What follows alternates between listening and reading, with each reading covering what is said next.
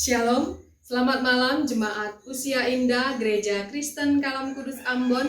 Kembali malam ini kita bertemu dalam ibadah di Usia Indah.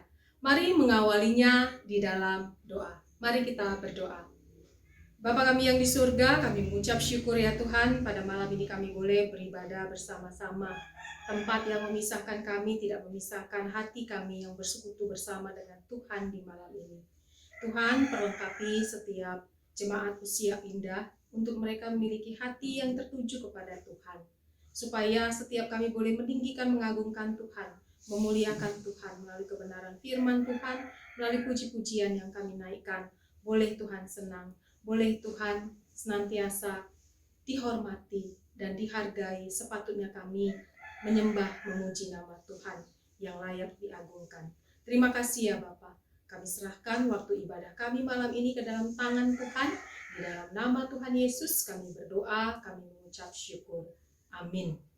Ya, jemaat yang terkasih, kita akan naikkan pujian dari KPPK nomor 74. Kita akan menyanyikan ayat yang pertama dengan ayat yang kedua yang berjudul Oh Kucinta Yesus.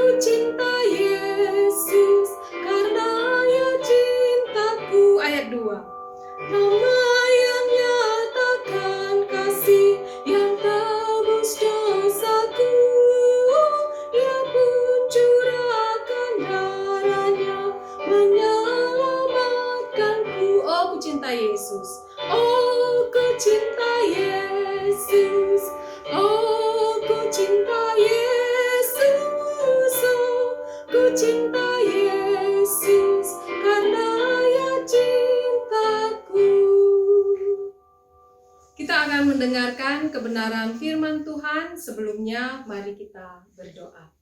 Bapa di sorga, kami mengucap syukur ya Tuhan kalau kami pada malam ini boleh belajar tentang kebenaran firman Tuhan yang terus mendidik, mengajar kami dan memperbaiki setiap perilaku kami yang tidak benar di hadapan Tuhan.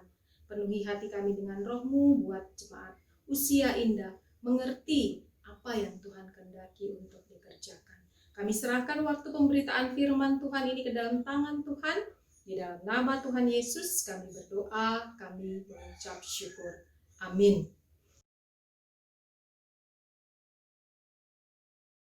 Ya, jemaat Usia Indah Ama Akung yang terkasih di dalam Kristus, malam ini kebenaran firman Tuhan akan kita bacakan dari Roma pasal yang ke-7, ayat yang ke-14 sampai ayat yang ke-25, dan dari Galatia 5 ayat 16 sampai ayat yang ke-26.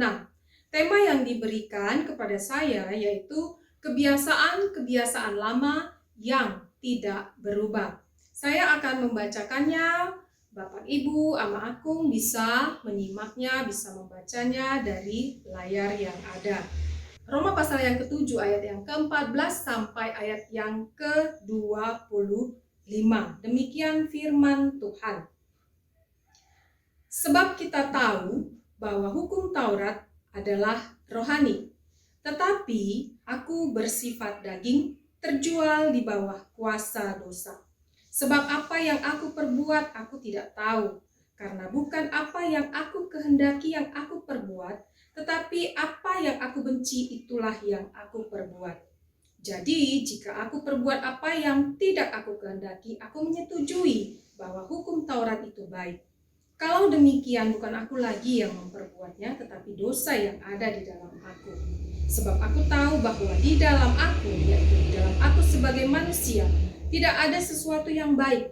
Sebab kehendak memang ada di dalam aku, tetapi bukan hal berbuat apa yang baik. Sebab bukan apa yang ku kehendaki, yaitu yang Sebab bukan apa yang aku kehendaki, yaitu yang baik, yang aku perbuat, melainkan apa yang tidak aku kehendaki, yaitu yang jahat, yang aku perbuat. Jadi, jika aku berbuat apa yang tidak aku kehendaki, maka bukan lagi aku yang memperbuatnya, tetapi dosa yang diam di dalam aku. Demikian aku dapati hukum ini. Jika aku menghendaki berbuat apa yang baik, yang jahat itu ada padaku. Sebab di dalam batinku aku suka akan hukum Allah, tetapi di dalam anggota-anggota tubuhku aku melihat hukum lain yang berjuang melawan hukum akal budiku dan membuat aku menjadi tawanan hukum dosa yang ada di dalam anggota-anggota tubuhku. Aku manusia celaka. Siapakah yang akan melepaskan aku dari tubuh maut ini? Syukur kepada Allah oleh Yesus Kristus Tuhan kita. Demikian kebenaran firman Tuhan dari Roma pasal yang ke-7. Selanjutnya kita akan membacakan kebenaran firman Tuhan dari Galatia pasal yang ke-5 ayat yang ke-16 sampai ayat yang ke-26. Di sini LAI memberikan judul hidup menurut daging atau roh. Maksudku ialah hiduplah oleh roh, maka kamu tidak akan menuruti keinginan daging. Sebab keinginan daging berlawanan dengan keinginan roh, dan keinginan roh berlawanan dengan keinginan daging. Karena keduanya bertentangan, sehingga kamu setiap kali tidak melakukan apa yang kamu kehendaki. Akan tetapi jikalau kamu memberi dirimu dipimpin oleh roh, maka kamu tidak akan hidup di bawah hukum Taurat. Perbuatan daging telah nyata, yaitu percabulan, kecemaran, hawa nafsu, penyembahan berhala, sihir, perseteruan, perselisihan, iri hati, amarah, kepentingan diri sendiri, percideraan, roh pemecah, kedengkian, kemabukan, pesta pora, dan sebagainya. Terhadap semuanya itu kuperingatkan kamu, seperti yang telah kubuat dahulu, bahwa barang siapa melakukan hal-hal yang demikian, ia tidak akan mendapat bagian dalam kerajaan Allah. Tetapi buah roh ialah kasih, sukacita, damai sejahtera, kesabaran, kemurahan, kebaikan, kesetiaan, kelemah lembutan, penguasaan diri. Tidak ada hukum yang menentang hal-hal itu. Barang siapa menjadi milik Kristus Yesus, ia telah menyalibkan daging dengan segala hawa nafsu dan keinginannya.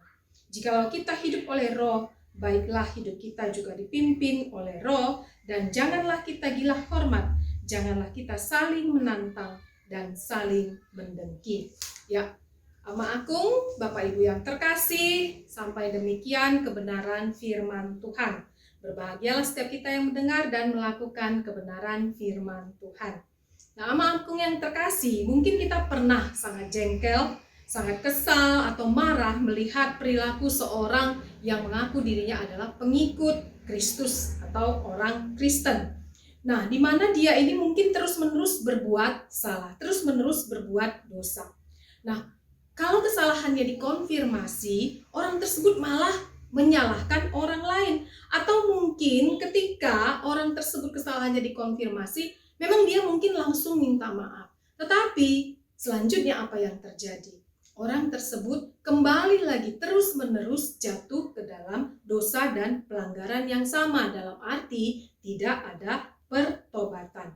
Sehingga mungkin kita jadi bertanya-tanya, benarkah orang itu adalah pengikut Yesus?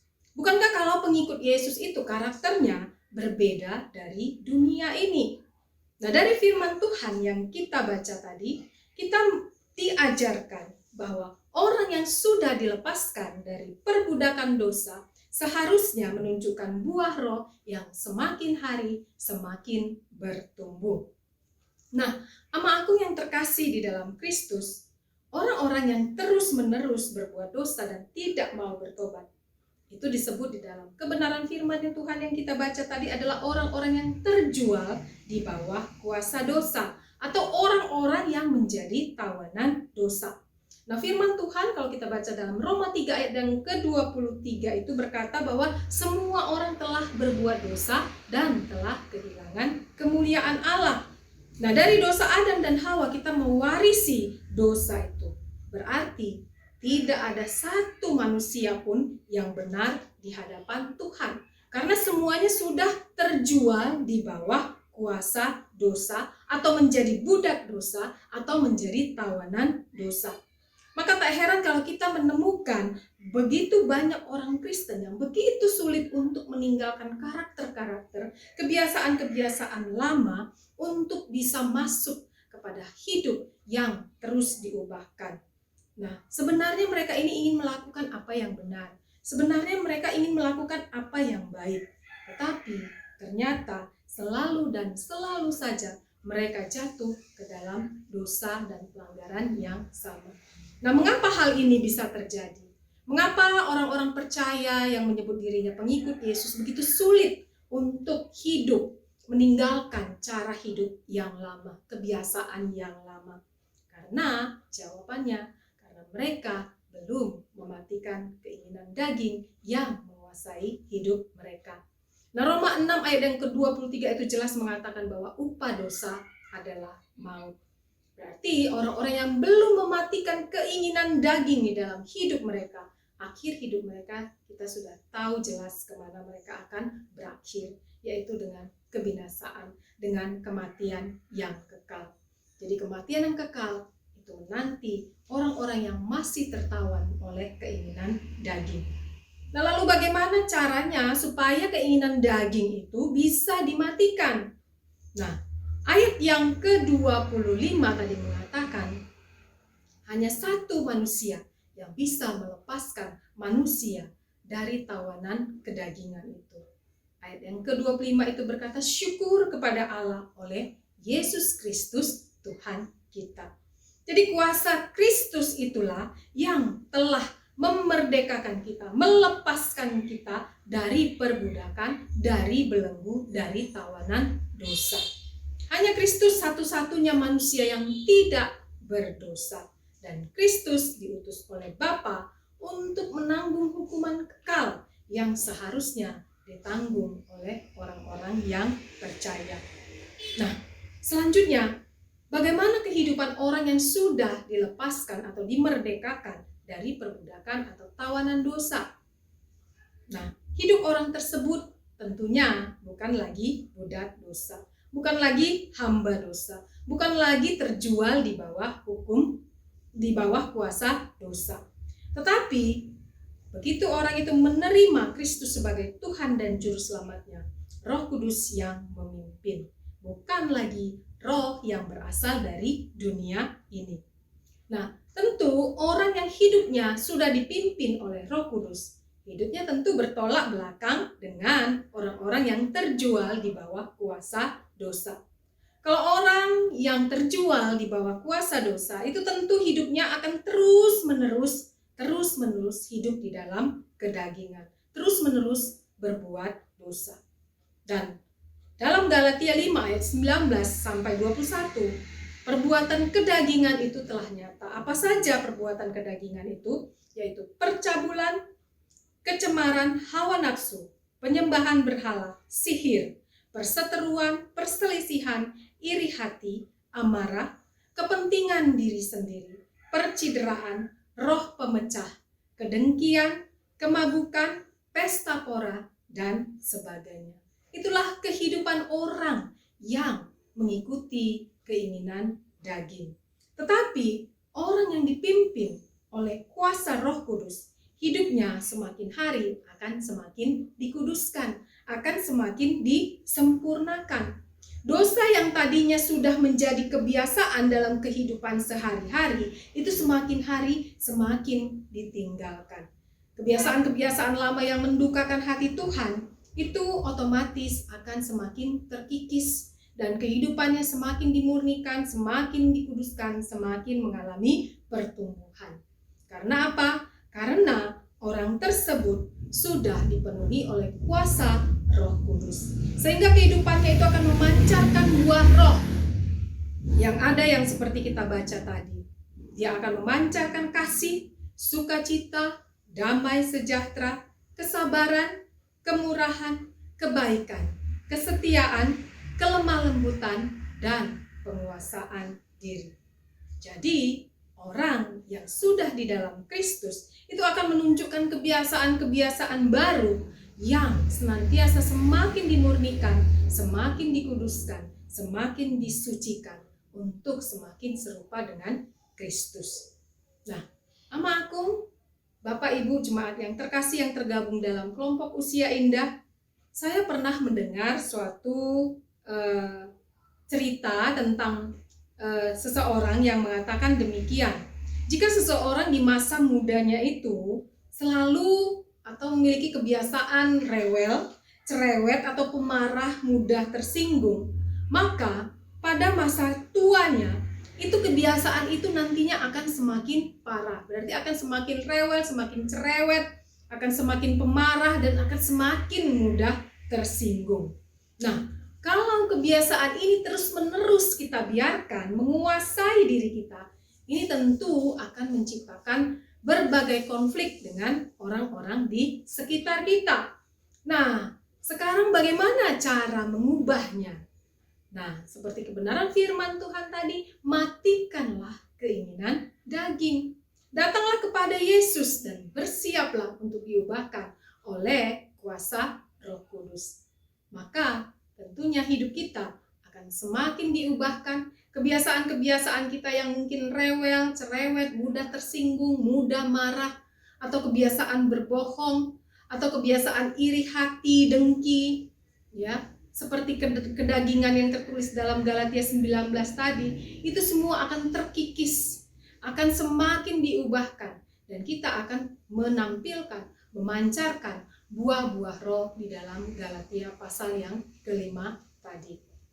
Nah, Ama Agung yang terkasih, seringkali kita melihat banyak orang yang berkata bahwa kita ini kan hidup di zaman anugerah, zaman Tuhan Yesus. Jadi kalau kita berbuat dosa, kan gampang ya, gampang tinggal minta pengampunan, pasti beres. Nah, Yesus kan sudah menanggung hukuman kekal yang seharusnya kita terima sebagai orang yang percaya. Nah, Ama Agung, paradigma, pola pikir yang seperti ini harus kita singkirkan. Karena pemikiran ini jelas adalah salah, jelas adalah sesat. Yesus meminta para muridnya itu, para pengikutnya, orang yang mengaku percaya kepadanya itu untuk bersikap semakin hari semakin serupa dengan Yesus. Jadi hidup kita yang tadinya hidup di dalam kedagingan itu harus terus-menerus diubahkan untuk semakin serupa dengan Kristus. Nah, untuk itu, Ama Agung yang terkasih di dalam Kristus, mari kita menanggalkan setiap kebiasaan lama yang menjadi batu sandungan bagi orang-orang di sekitar kita, bagi orang lain. Mari kita arahkan pikiran kita, perbuatan kita, perkataan kita hari demi hari itu untuk memancarkan, untuk menunjukkan buah roh tadi. Nah, ketika kita melakukannya, berarti hidup kita akan semakin diubahkan, semakin disempurnakan untuk menjadi semakin serupa dengan Yesus. Amin. Mari kita berdoa. Bapa kami yang di surga, kami mengucap syukur ya Tuhan, kalau kami boleh diingatkan untuk kebenaran firman Tuhan, supaya kami menanggalkan kebiasaan hidup kami yang lama. Ketika kami mengaku diri kami sudah percaya kepada Kristus, maka kami sudah dipimpin oleh Roh Kudus. Dan kami harus siap untuk diubahkan, untuk ditegur, untuk mengalami pertobatan hari demi hari. Sehingga hidup kami semakin hari, semakin dikuduskan, disucikan, disempurnakan untuk menjadi semakin serupa dengan Yesus. Bapa, kami berdoa untuk Ama Agung, biarlah semakin hari, iman mereka semakin bertumbuh dan berbuah dengan lebat. Sehingga orang lain sungguh melihat Kristus ada di dalam diri Ama Agung. Terima kasih ya Bapa, inilah doa kami di dalam nama Tuhan Yesus. Kami berdoa, kami mengucap syukur. Amin. Ya, Ama Agung yang terkasih, kebenaran firman sudah diberitakan. Selanjutnya kita akan menaikkan doa syafaat dan doa berkat. Tapi sebelumnya, mari kita pujikan lagu dari KPPK nomor 256, Sejak Yesus Ada di Hatiku.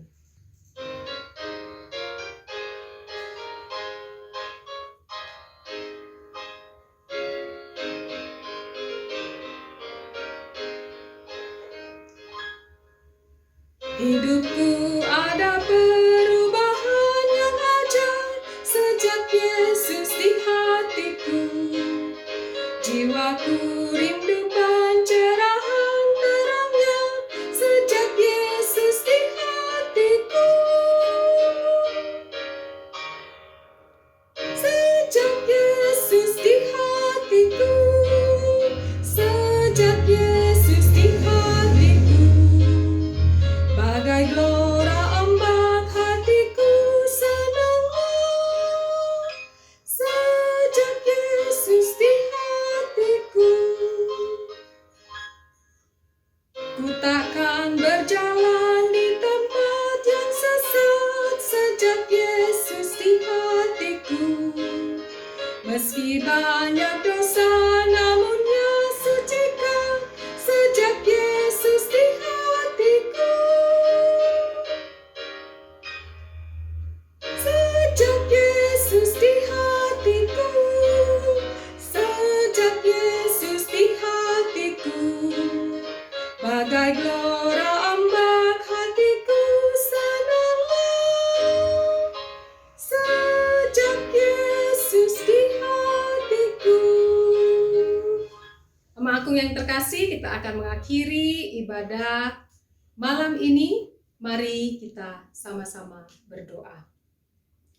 Bapa kami yang di surga, saat ini Tuhan kami datang ke hadapan-Mu, kami merendahkan diri ya Tuhan. Engkau melihat setiap jemaat usia indah ya Tuhan saat ini, di tengah usia mereka yang sudah semakin menua. Tapi biarlah ya Tuhan semangat hidup seperti Kaleb boleh ada di dalam hati dan pikiran setiap jemaat usia indah Gereja Kristen Kalam Kudus Ambon. Tuhan, mungkin saat ini jemaat usia indah sedang mengalami berbagai macam pergumulan. Mungkin ada kesusahan dalam pikiran mereka yang tidak terungkapkan di hadapan Tuhan.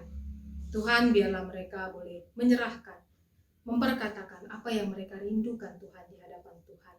Jika ada di antara jemaat usia indah yang sedang mengalami sakit penyakit, Tuhan tolong kiranya Engkau sembuhkan.